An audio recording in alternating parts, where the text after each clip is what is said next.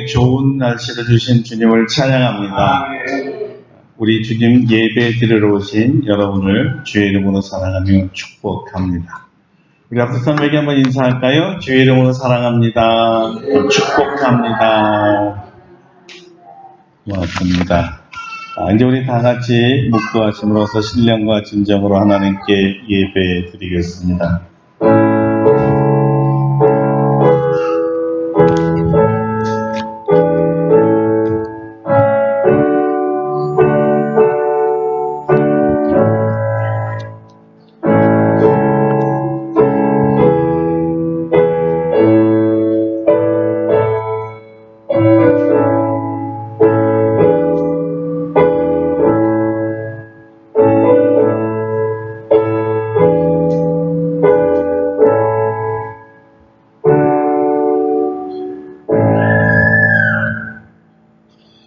내가 여호와께 아뢰되 주는 나의 주님이시오니 주밖에는 나의 복이 없다 하였나이다.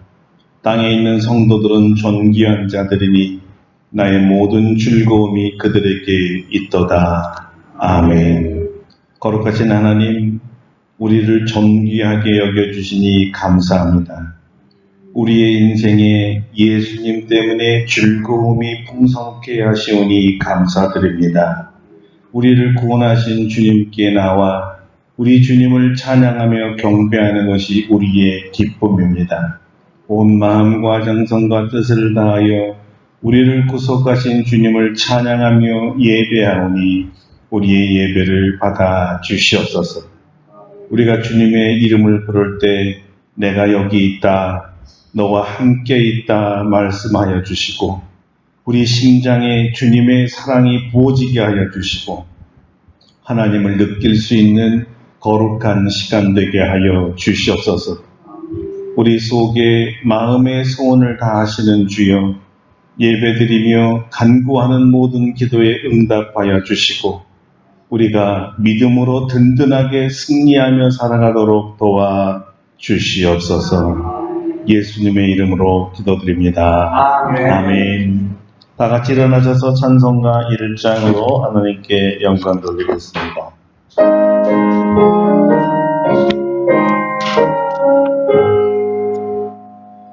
만복의 근원 하나님,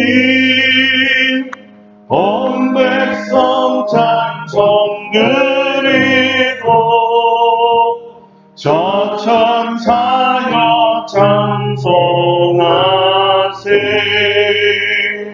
찬송 성부 성자 성령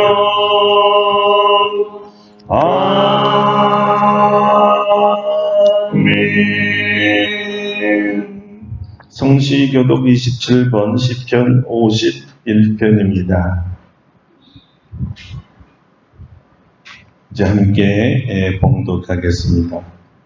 하나님이여 주의 인자를 따라 내게 은혜를 베푸시며 주의 많은 긍휼을 따라 내 죄악을 지어주소서. 나의 죄악을 맑게 씻으시며 나의 죄를 깨끗이 제하소서. 무릇 나는 내 죄가 다하오니 내 죄가 항상 내 앞에 있나이다. 내가 주께만 범죄하여 주의 목전에 악을 행하였사오니 주께서 말씀하실 때 의로시사하고 주께서 심판하실 때 순전하시다 하니라. 내가 죄악 중에 출생하였으며 어머니가 내 중에서 나를 있게 하였나이다. 우슬초로 나를 정결하게 하소서. 내가 정하리이다. 나의 죄를 씻어주소서. 내가 기도하리이다. 하나님이여 내 속에 정한 마음을 창조하시고 내 속에 정직한 양을 새롭게 하소서. 아멘. 침묵으로 참여의 기도를 드립니다.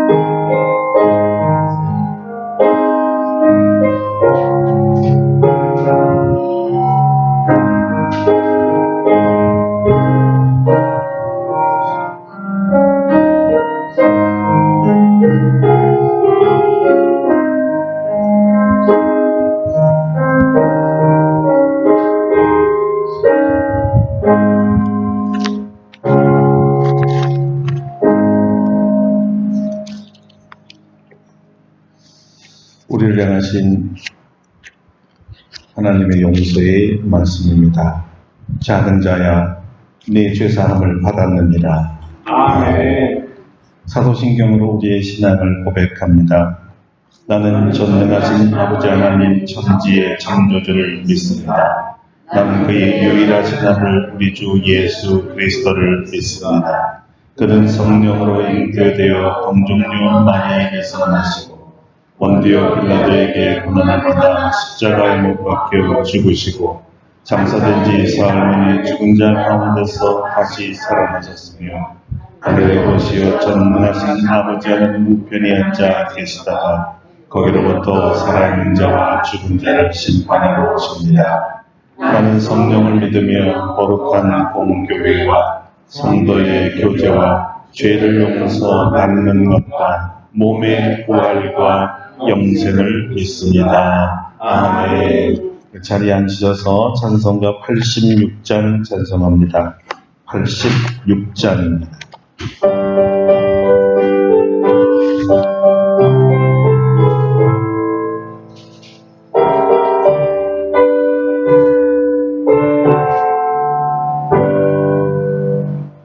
내가 늘 의지하는 예수 나의 상처 입으신 영을 불쌍하게 여기사 위로하여 주시니 이쁘신 나의 좋은 친구 내가 의지하는 예수 나의 사모하는 친구 나에게도 들으사 응답하여 주시니 믿으신 나의 좋은 친구 주의 손 의지하고 살 때 나를 해할 자가 없도다. 주님 나의 마음을 크게 위로하시니 믿으신 나의 좋은 친구 내가 의지하는 예수 나의 사모하는 친구 나에게도 들으사 응답하여 주시니 믿으신 나의 좋은 친구 내가 요단강 건너가며 마음이 두려워서 떨 때로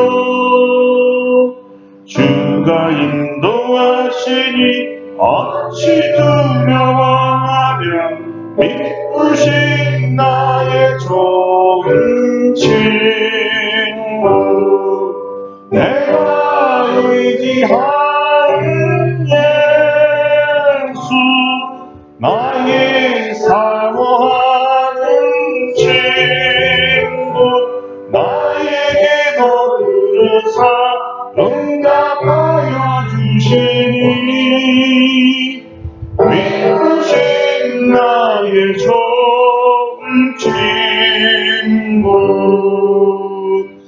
이후 천국에 올라가서 모든 성도들과 다 함께 우리들을 구하신 주를 찬양하리라 믿으신 나의 좋은 친구 내가 의지하는 예수 나의 사모하는 친구 나에게도 들으사 응답하여 주시니 믿으신 나의 좋은 친구 아멘. 조용히 여러분께서 예배를 위해 기도해 주시겠습니다. 전지전능하신 아버지 하나님, 오늘도 우리를 사랑하셔서 주일을 거룩하게 지킬 수 있도록 도와주시고 하나님께서 주신 성전에서 하나님께 예배드릴 수 있도록 인도하여 주시니 감사드립니다. 다른 해 같으면 가을의 느낌을 받아야 할 계절인데 여전히 낮의 해가 따갑습니다. 하지만 청명한 하늘과 아침 저녁으로 내려간 온도는 가을이 시작되었음을 알게 합니다. 우리 아름답고 복된 교회 성도들, 지난 여름 지루한 장마와 뜨거운 여름을 잘 지낼 수 있도록 인도하여 주심을 감사드립니다. 이제 가을 들녘에는 이삭 패는 소리와 가수원에서는 온갖 과일이 익어가는 계절입니다. 이 아름다운 계절에 더욱 건강에 관심을 가지고 여름 내내 지쳤던 몸을 추스리고 하나님의 말씀과 좋은 소적을 가까이 하여 정신적으로도 평안을 누릴 수 있도록 도와주시옵소서. 하나님께서는 저희들을 눈동자같이 지켜주시지만 저희들의 생활을 돌아볼 때 여전히 믿음이 없고 어리석음을 보게 됩니다. 주님의 말씀에 순종한다고 하면서 순간순간 나태하여져서 육신의 소욕을 따르고 있는 저희들입니다. 아름답고 복된 교회를 중심으로 예배를 잘 드리고 성도들과 긴밀하게 통하여 저희들을 잠기로 두는 마귀의 계기를 이겨내고 실족하지 말고 하나님의 백성으로 살아가는데 부족함이 없도록 도와주시옵소서. 한국교회를 위해 기도합니다. 우리 주변을 돌아볼 때 코로나 이후로 많은 교회에서 교인들이 교회를 떠나가서 다시 돌아오지 않고 있습니다. 이제는 기독교인들을 점점 찾아보기 힘든 상황이 되었습니다. 또한 교회도 하나님의 말씀을 따라 사회와 이웃에 좋은 일을 많이 해야 하지만 자신들의 교회를 유지하는 데 급급하고 있습니다. 일부 급진적인 교회들은 사회 문제에 개입하고 있으며 많은 교회들이 사회에 좋은 영향을 주기보다는 사회로부터 나쁜 영향을 받아 하나님의 말씀을 멀리한 채 그저 안일한 마음을 가지고 세상의 연락과 명예를 쫓아가는 것을 봅니다. 우리 기독교인들이 철저히 회개하여 하나님 앞에 온전히 서는 모습을 보여줄 수 있도록 인도하여 주시옵소서. 사랑과 봉사를 실천하는 모습을 통해 많은 사람들로부터 칭찬받는 교회가 되고 우리 기독교인 한 사람 한 사람이 예수 그리스도의 향기를 뿜어내며 하나님부터 칭찬받는 성도들이 다 할 수 있도록 인도하여 주시옵소서. 이 시간에 저희들의 마음이 오직 주 예수 그리스도만 바라볼 수 있도록 인도하여 주시옵소서. 저희들이 신령과 진정으로 하나님께 예배드릴 때 오직 하나님을 기쁘게 하는 예배될 수 있도록 도와주시옵소서. 오늘 단위에 세우신 담임 목사님에게 성령의 두루마기를 던져 주시고 하나님의 말씀을 선포하실 때 능력과 은혜가 충만하게 도와주시옵소서. 말씀을 받는 우리 성도들 하나님의 말씀 아멘으로 화답할 때 회개하여 변화되고 새 사람이 되어서 하나님의 일을 열심히 할 수 있는 성도들 다 될 수 있도록 인도하여 주시옵소서. 오늘도 주님께서 예비하신 은혜를 다 받아 누리기를 바라와서 이 모든 말씀 우리 사랑하신 예수님 이름으로 기도드립니다. 아멘.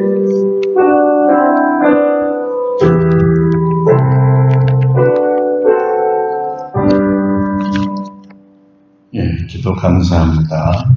오늘 우리에게 주신 하나님의 말씀은 사무엘하서 12장입니다. 사무엘하 12장 7절서부터 12절까지 보겠습니다.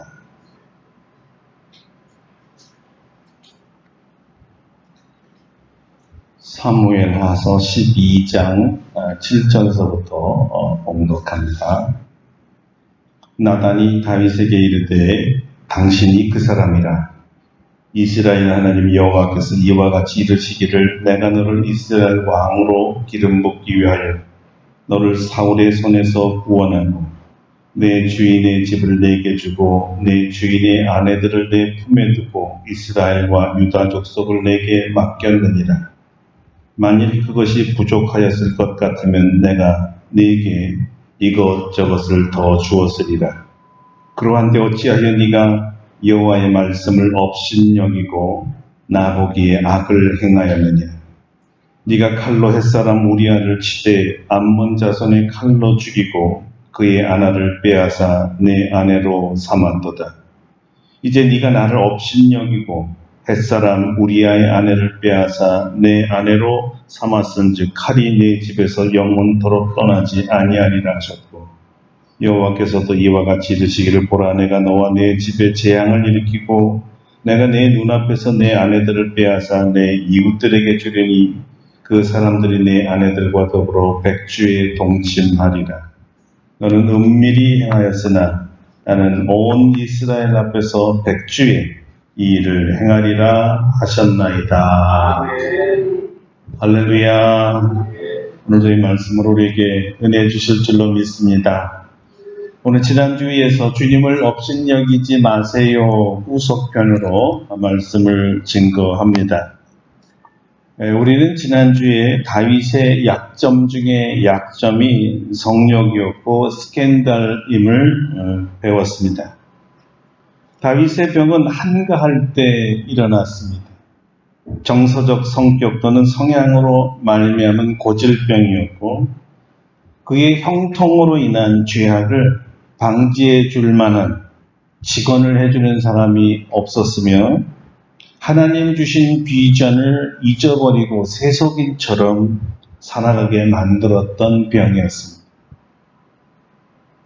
간음과 살인과 셀 수 없이 많은 죄악을 패키지로 지었지요. 10계명을 다 어겼다고 할 수 있기에 큰 죄였고 비극이고 불행입니다. 가장 심각한 도전은 그가 하나님의 총애를 한 몸에 받은 하나님 마음에 합한 사람이었다는 것입니다. 누구나 다윗과 같이 될 수 있기에 다윗의 문제만이 아닌 본문에서 말씀하시는 것 같이 당신이 그 사람이다. 당신이 그 사람이라고 바로 우리의 문제, 나의 문제라고 성경은 경고하고 있습니다. 오늘은 다윗이 하나님께서 보는 가운데 이런 끔찍하고 망령된 죄를 지은 이유, 가장 심각한 이유에 대해서 증거하고 이 문제를 하나님 앞에 드리고 주님으로부터 해결받고자 합니다. 갈라디아서 6장 7절에 아주 흥미로운 단어가 하나 나오는데요. 무크테리조라는 단어입니다. 우리말로 업신여기다라는 말입니다. 그런데 이 말의 어원이 참 재미있습니다. 문자 그대로 해석을 하면요. 이 코끝을 들어 올리다라는, 코끝을 치켜 올리다. 사람이 언제 이렇게 코끝을 치켜 올리죠? 다른 사람을 업신여길 때, 깔보고 싶을 때, 이런 식이에요. 참 히브리 사람들이 말을 재밌게 만든 거죠. 그렇죠? 헬라 사람들이 코끝을 들어 올릴 때는 보통 남을 우습게 볼 때 표정이 딱 들어가 있죠. 그래서 코웃음치다, 비웃다라는 뜻도 여기서 생기게 됩니다. 그런데요, 업신여길 만한 사람이 업신여기면 그럴 수도 있지 하겠지만 결코 업신여김을 당할 수 없는 사람이 자기보다 더 잘난 사람을 업신여기면 이건 좀 웃기지 않겠어요? 사도 바울은 갈라디아 교회 성도들에게 보내는 편지에서 바로 이 단어를 썼는데요. 과연 누가 누구를 업신여겼다고 했을까요? 이제 갈라디아서를 읽어드리겠습니다. 스스로 속이지 말라. 하나님은 업신여김을 받지 아니하시나니 사람이 무엇으로 심든지 그대로 거두리라. 자, 제가 질문했던 누가 누구를 업신여겼다는 말이죠? 갈라디아 교회 성도들이 하나님을 업신여겼다는 말입니다. 자, 이 업신여기다는 말을 우리 국어사전에서 보면요. 교만한 마음에서 남을 낮추어 보거나 하찮게 여긴다라고 되어 있습니다. 그렇다면 사람이 하나님을 깔보았다라는 말인데 이게 맞는 말인가요? 그럴 수 있나요? 절대 아니죠. 그리고 성경은 절대 하나님은 누가 업신여긴다고 하더라도 업신여김을 받지 않는다고 하셨어요. 더 중요한 거는 하나님을 업신여기면 큰일 난다는 거예요. 오늘 말씀이 그래서는 안 되는 하나님을 업신여겼던 사람의 이야기입니다. 사랑하는 여러분, 다윗이 범죄할 수밖에 없었던 저 시면 깊은 곳에 숨어있는, 마음속 깊은 곳에 숨어있는 더 지독하고 더 냄새나고 더 근본적으로 숨겨져 있는 원인이 있다는 걸 여러분 아십니까? 이 극악무도한 성경의 뿌리가 무엇이라고 성경은 말하고 있습니까? 바로 여호와의 말씀을 업신여겼다는 겁니다. 여호와의 말씀을 업신여겼다는 말은 사실은 하나님을 업신여겼다는 말과 똑같은 말입니다.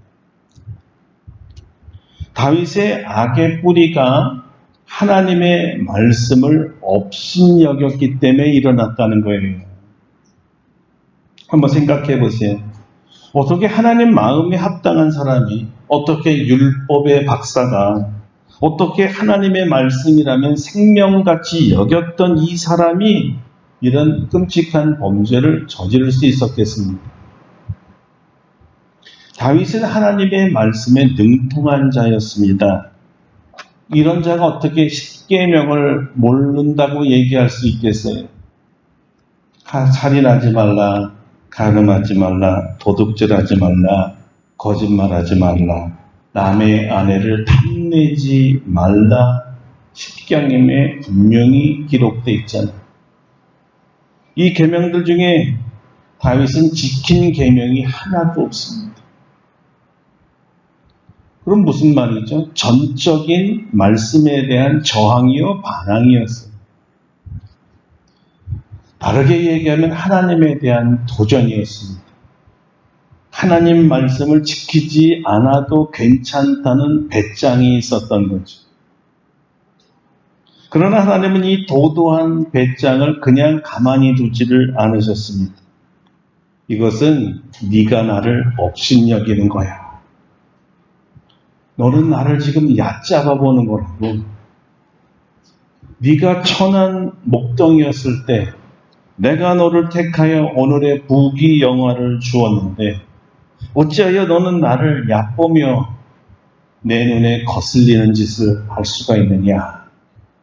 하나님의 말씀이죠. 다윗의 가장 쓴 뿌리가 바로 하나님을 업신여긴 것, 하나님의 말씀을 업신여기는 행위였습니다.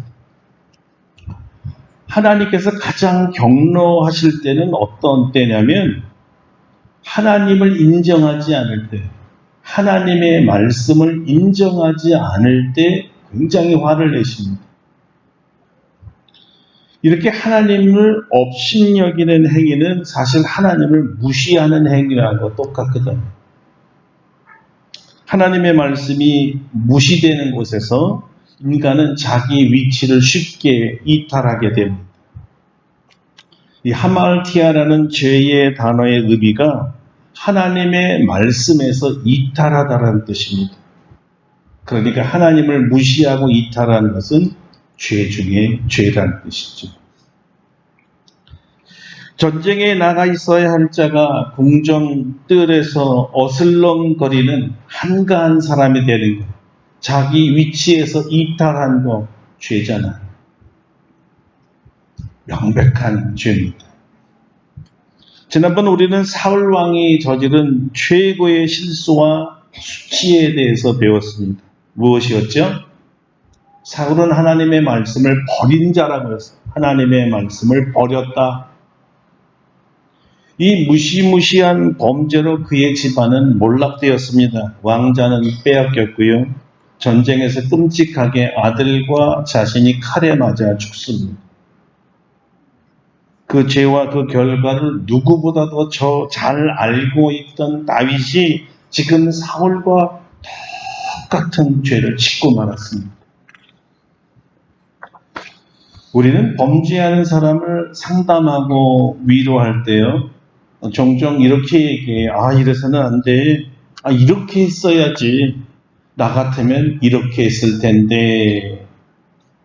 사실 좋은 뜻에서 충고한 거는 맞습니다. 그런데 이때 그 마음의 자세를 보면요, 마치 자기는 완전하여서 절대 같은 죄를 짓지 않을 것처럼 말한다는 거예요. 그러나 자신이 같은 문제를 당면했을 때 자기가 다른 사람에게 충고한 대로 올바른 판단과 행동을 옮기는 사람, 실제로는 그렇게 많지 않습니다. 자기도 똑같은 짓을 하니까요. 그래서 바울은 이런 따끔한 충고를 해주었습니다. 선줄로 생각한 사람은 넘어질까 조심하라. 왜냐하면 이런 이유 때문입니다. 그러므로 남을 판단하는 사람아, 누구를 막론하고 네가 핑계하지 못할 것은 남을 판단하는 것으로 네가 너를 정죄함이니 판단하는 네가 같은 일을 행함이니라. 바울이 로마서에서 준 경고의 말씀입니다. 근데 사실 이 모든 문제의 해결 방법은 예수님께서 산상보훈에서 이미 말씀하셨기 때문에 한번 들어보십시오. 비판을 받지 아니하려거든 비판하지 말라. 너희가 비판하는 그 비판으로 너희가 비판을 받을 것이요, 너희가 헤아리는 그 헤아림으로 너희가 헤아림을 받을 것이니라. 어찌하여 형제의 눈 속에 있는 티는 보고 내 눈 속에 있는 들보는 깨닫지 못하느냐. 보라, 내 눈 속에 들보가 있는데 어찌하여 형제에게 말하기를 나로 내 눈 속에 있는 티를 빼게 하라 하겠느냐. 외식하는 자여, 먼저 네 눈 속에서 들보를 빼어라. 그 후에야 밝히 보고 형제의 눈 속에서 티를 빼리라. 그러니까 하나님의 말씀은 남에게 전달하기 위해서 듣는 것이 아니라 나를 위한 하나님의 말씀이요, 내가 먼저 적용할 말씀이기 때문에 남을 정죄하기 위해서 듣고 남을 비판하기 위해서 쓰지 말라는 주님의 말씀이죠.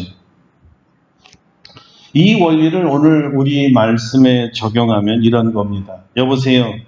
하나님의 말씀을 어김이 업신여기지 마세요. 이건 범죄하는 겁니다. 이렇게 다른 사람들에게 말하기 전에 이렇게 말하는 거예요. 내 영혼아, 하나님의 말씀을 업신여기면서 범죄하지 마라. 자기에게 먼저 말해야 돼요. 자기에게 먼저 적용해야 된다는 거죠. 하나님의 말씀을 업신여긴다는 말은 하나님의 권위에 정면으로 도전하겠다는 말과 같습니다. 하나님 말씀을 업신여긴다는 것은요, 자기 생각이 하나님 생각보다, 다시 말해서 하나님 말씀보다 더 낫다고 여기는 것입니다. 그래서 하나님의 충고를 점잖게 거절하겠다는 것이죠. 그러니 하나님의 불같은 진노가 사울에게, 다윗에게 임했던 것입니다. 자, 이 교만이 만들어낸 결과가 무엇인지를 아셨습니까? 전인격적인 파괴였습니다. 두 가정을 다 파탄을 내버렸습니다. 또 어떤 것들이 일어났을까요? 오늘 성경에 이렇게 말하고 있습니다.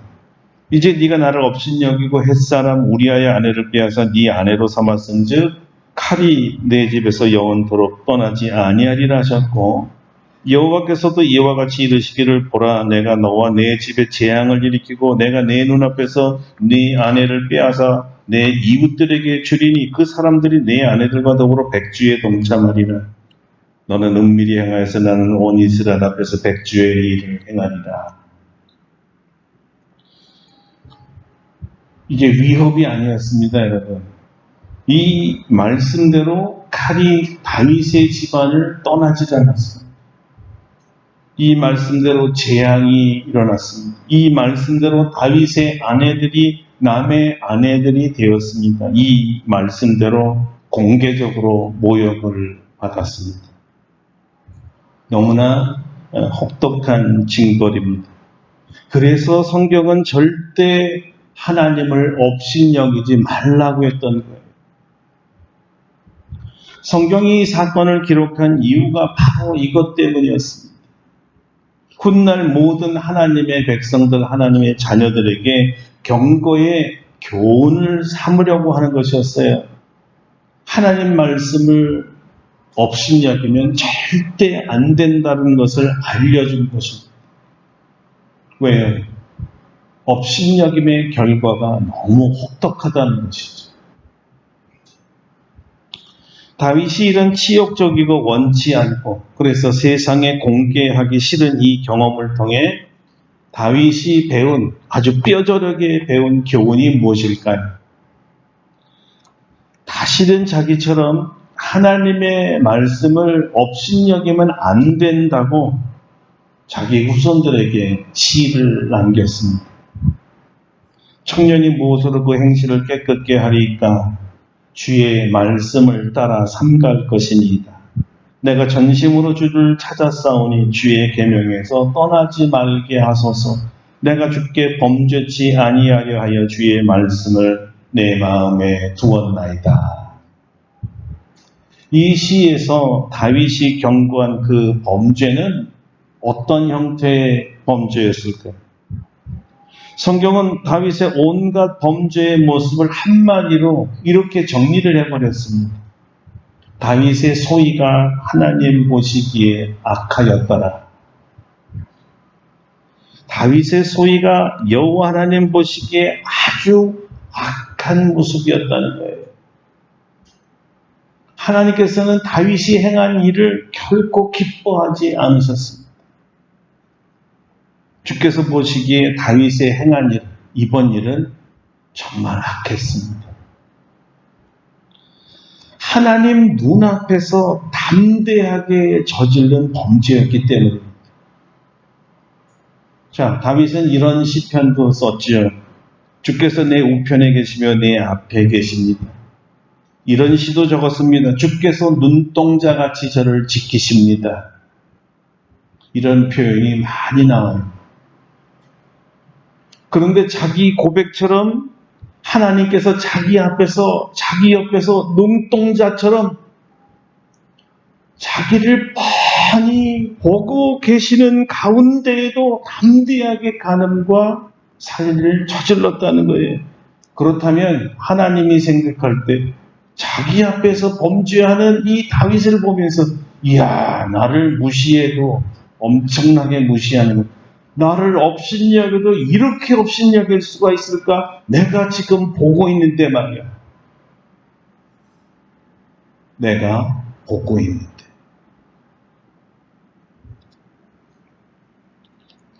아주 세상 말로 하면 범죄하기에 딱 좋은 강심장이었어요. 여러분들도 하나님 앞에서 코를 흔들면서 업신여기면서 혹시 범죄합니까? 하나님이 늘 여러분과 함께 하는 것을 믿으시죠? 여러분 안에 하나님이 계신 것을 믿으시죠? 여러분보다 하나님이 여러분을 더 잘 알고 계시는 거 믿으시죠? 지금도 지켜보고 계시는 거 믿으시죠? 그런데 그 아멘 하면서 범죄하더라는 거예요. 그러면 얼마나 강심장이라는 거예요.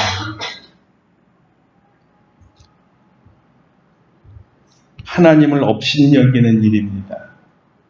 하나님 보시기에 악하다고 하셨습니다.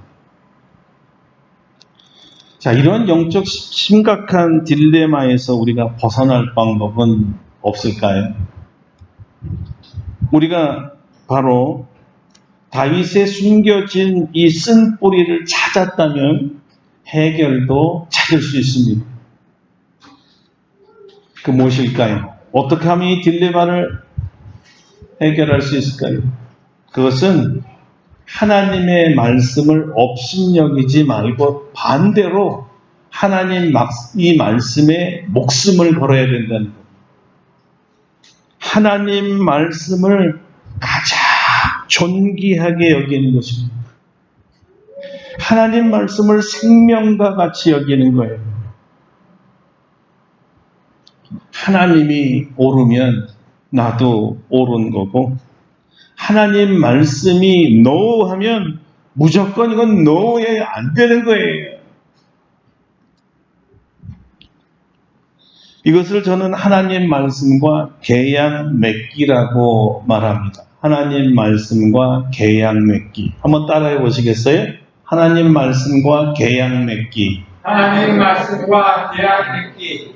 영국의 청교도 중에 철로 역정을 쓴 분이 누구죠? 존 버년이죠. 이분이 유명한 말을 하나 했습니다. 나는 일평생 하나님 말씀과 계약을 맺겠습니다. 라는 말이에요. 나는 일평생 하나님 말씀과 계약을 맺겠습니다. 이 계약이라는 단어는 사실 아주 무시무시한 단어입니다. 이 말은 원래 자르다라는 말에서 나왔는데요. 무슨 뜻이냐면 계약 위반시. 다시 말하면 약속을 어기면 몸을 안쪽으로 잘라도 좋다는데 동의한다는 뜻입니다. 번역은 하나님 말씀 지키기를 몸을 잘리는 한이 있더라도 죽기 살기로 지켰다는 거예요. 그의 일생에 약 600개의 말씀과 언약을 맺었고 실천했다고 합니다. 다행히도 이러한 실천은 번연이 최초로 고안한 생각이 아니었습니다. 아주 오래전에 이런 계약을 맺어온 거룩한 분들이 있습니다. 그 중에 한 분이 욥이라는 사람입니다. 욥의 자기 눈과의 약속은 아주 유명한데요. 여러분, 그 욥이 말한 눈과의 계약, 눈과의 약속은 이런 내용입니다.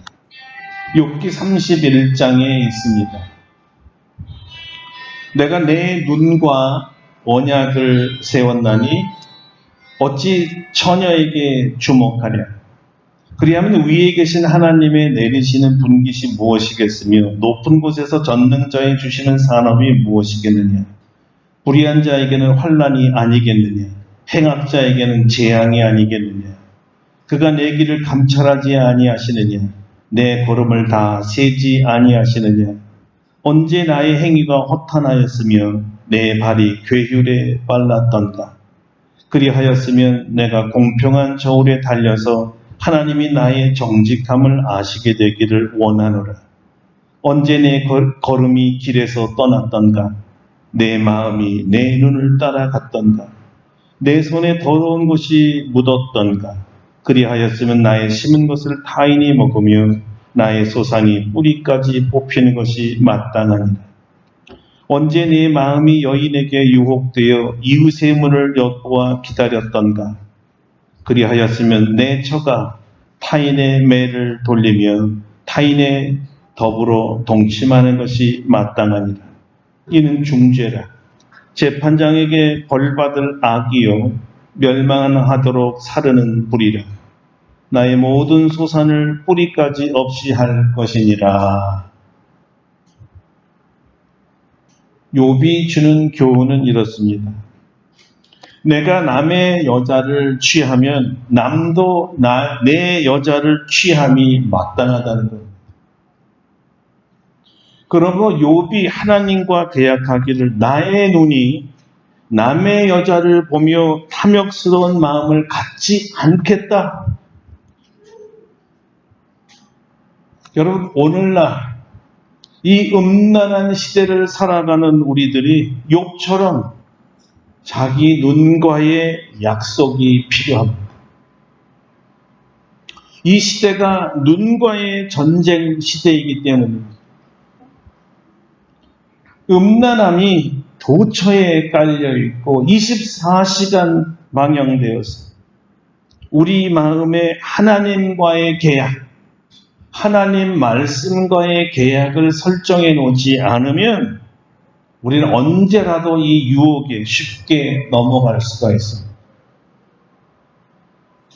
욥뿐만 아니라 하나님과의 계약 클럽에 들어간 또 한 사람을 소개합니다. 여러분이 잘 아는 요셉입니다. 요셉은 하나님 눈앞에서 범죄입니다라는 말로 아주 유명하잖아요.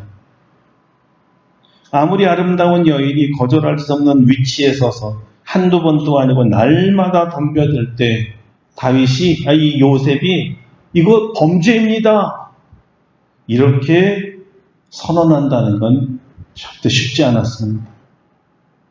만약 이렇게 고자세로 나오면 그 의미는 그녀에게 네가 죽이려고 환장했구나, 이런 뜻이고요. 하나님과의 계약을 지키려는 요셉에겐 순간의 쾌락보다 차라리 감옥에 가는 게 낫습니다라는 선언이었기 때문입니다. 요셉이 어떻게 이렇게 순결을 지키고 하나님과의 약속을 지킬 수가 있었죠?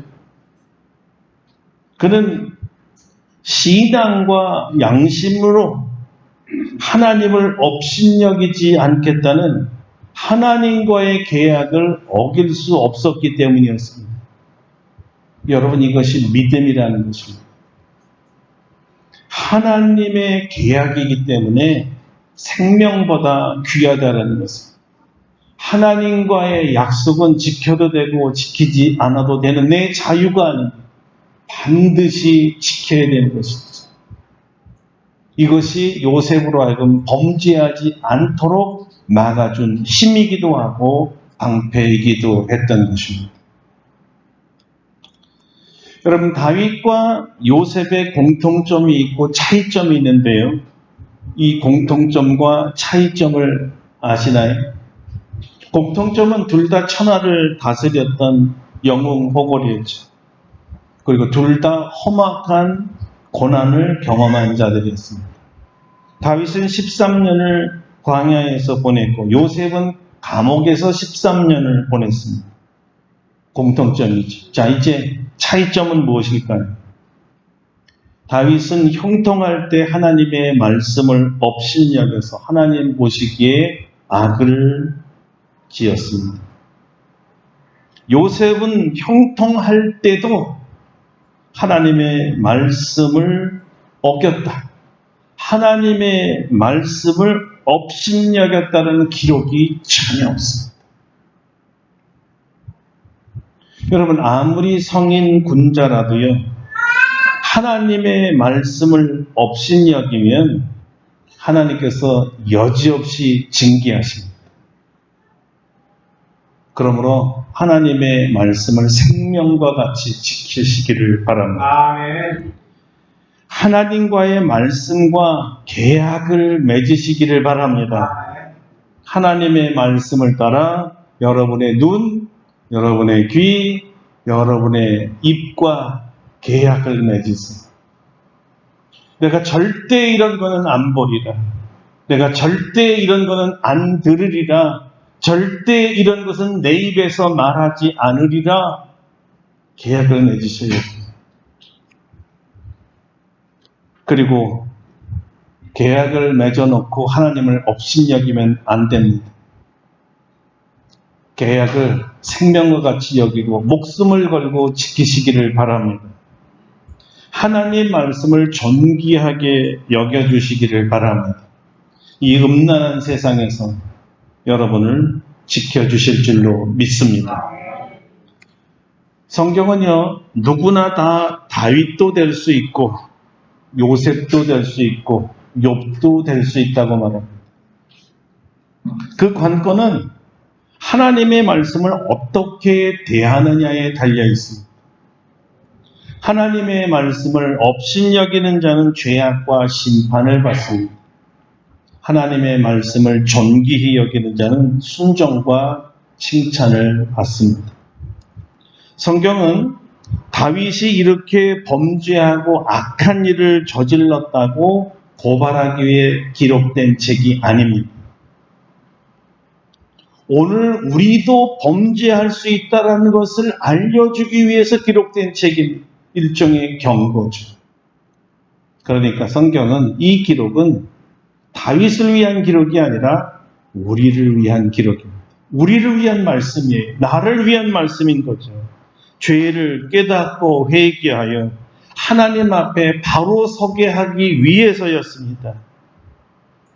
성령께서 말씀하시는 오늘 음성을 들으시기를 바랍니다. 왜냐하면 지금 성령님께서 말씀하고 계십니다. 다음 주는 다윗이 하나님 말씀을 업신여긴 죄를 어떻게 해결하는지 그 해결책에 대해서 증거하도록 하겠습니다. 기도하겠습니다. 오늘 성령께서 여러분 심령 속에 말씀하신 음성을 들었습니까? 당신이 바로 그 사람이 나를 위한 말씀입니다. 혹시 내 마음속에 하나님과 하나님의 말씀을 업신여겨서 하나님이 보시는 가운데 담대하게 범죄한 것들이 있습니까? 오늘 성경은 회개하기를 촉구합니다. 다 같이 통성으로 1분만 기도하도록 하겠습니다. 거룩하신 하나님, 오늘도 우리에게 귀한 말씀을 주시니 감사합니다. 오늘도 성령님 우리에게 말씀하고 계십니다. 마음을 열어주시고 깨닫게 하시고 그 말씀을 따라 회개하도록 도와주시옵소서. 우리가 너무나 담대하게 하나님이 보시는 가운데 저질렀던 범죄들이 너무나 많습니다. 입술로 지은 범죄가 너무나 많으며 눈으로 지은 죄가 너무나 많으며 우리의 귀로 들은 죄가 너무나 많으며 우리의 손과 발로 지은 죄가 너무나 많으며 우리의 생각으로 지은 죄는 셀 수가 없습니다. 죄를 죄로 여기지도 못하고 깨닫지도 못하여 회개할 생각조차 하지 못했습니다. 오늘 성령님 우리 마음속에 가장 쓴 뿌리 하나님 말씀을 알면서도 무시하고 업신여기고 저질렀던 모든 죄를 회개하도록 도와주시옵소서. 주님 회개합니다. 용서하여 주시옵소서. 우리 모든 성도들의 죄악을 보혈로 깨끗하게 씻어주시고 다시는 이러한 죄를 짓지 않게 하여 주시고 욥처럼 요셉처럼 하나님 말씀과 계약을 맺고 내 눈과 내 입술에 계약을 맺으며 범죄에서 떠나게 하여 주시옵소서. 예수님의 이름으로 기도드립니다. 아멘. 이 말씀을 기억하시면서 305장 찬송하신 뒤에 준비하신 예물을 봉헌하도록 하겠습니다. 305장입니다.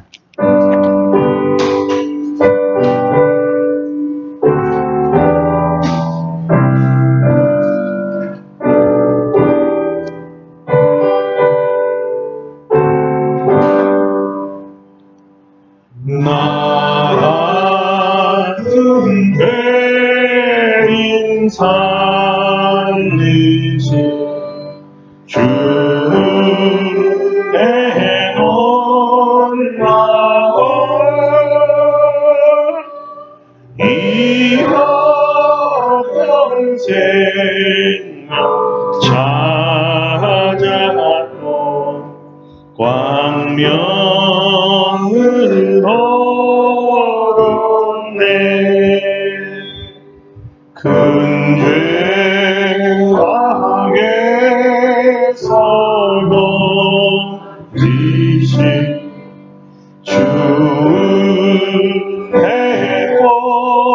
복마음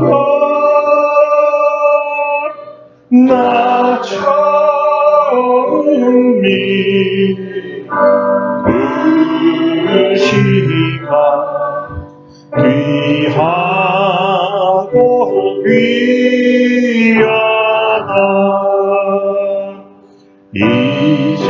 이제껏 내가 산 것도 주님의 은혜라 너를 장차 오냐네 인도해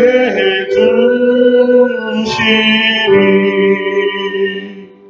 거기서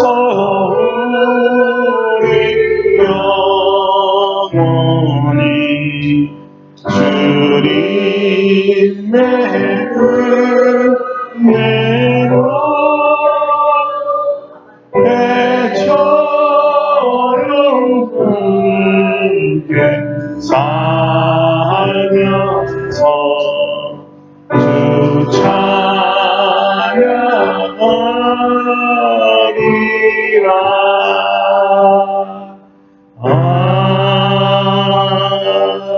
아멘.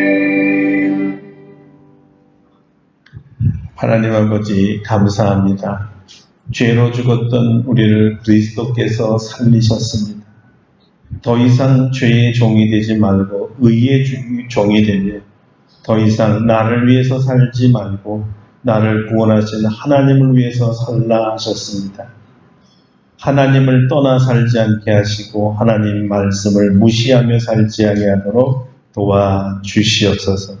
이 험악한 세상에서 흠도 없고 점도 없는 거룩한 심령과 몸이 되도록 말씀으로 우리를 지켜 주시옵소서.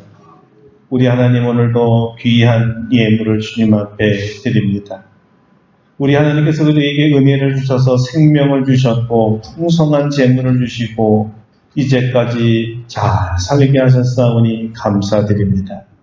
주를 경외하는 자들에게는 재물에 풍성하신 주님의 은혜를 더하셔서 더 풍성한 재물로 채워주시고 심령은 은혜로 더 풍성케 채워주시며 우리의 마음속에는 하나님의 말씀으로 채워주시옵소서. 아멘.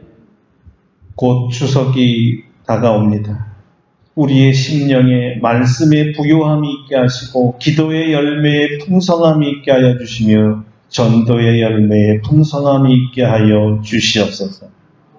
저희가 돕는 모든 선교 기관들과 선교사들과 또 복음과 한국어 우리 교수들과 우리 교회의 사역에 기름 부어 주셔서 수고하는 손길마다 백배의 열매를 맺게 하시고 돕는 자나 도움을 받는 자나 주 안에서 큰 축복을 받도록 역사하여 주시옵소서. 우리 교회를 사랑하시는 주님께서 말씀이 살아 역사하게 하여 주시고 이 말씀을 통하여 우리 성도들이 믿음 안에서 강건해지며 장성해지며 굳세지도록 축복하여 주시옵소서. 한 주간도 말씀을 들고 세상에 나가 살게 됩니다.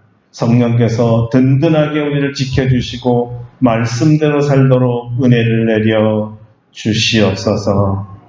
예수님의 이름으로 기도드립니다. 아멘. 아멘.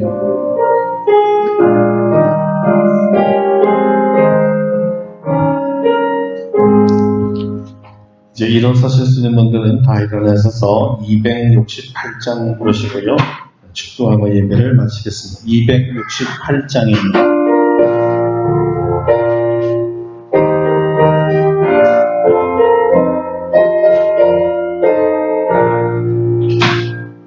죄에서 자유를 얻게 하는 보혈의 능력 주의 보혈 시험을 이기고 승리되니 참 놀라운 능력이로다. 주의 보혈 능력이 또다. 주의 피 믿으오. 주의 보혈 구원인 양의 매우 귀중한 피로다. 육세의 정욕을 이기는 보혈의 능력 주의 보혈 정결한 마음을 얻게 하니 참 놀라운 능력이로다. 주의 보혈 능력이 또다. 주의 피 믿으오. 주의 보혈 그 어린 양의 매우 귀중한 피로다. 눈보다 더 이게 맡기는 것 보혈의 능력 주의 보혈 부정한 모든 것만 계시니 참 놀라운 능력이로다. 주의 보혈 능력이로다. 주의 피 믿으라. 주의 보혈 그 어린 양의 매우 귀중한 피로다. 구주의 복음을 전할 제목 보혈의 능력. 주의 보혈 날마다 나에게 찬송 주니 참 놀라운 능력이로다. 주의 보혈 능력이 주의 피 믿으라. 주의 보혈 그 어린 양의 매우 귀중한 피로다.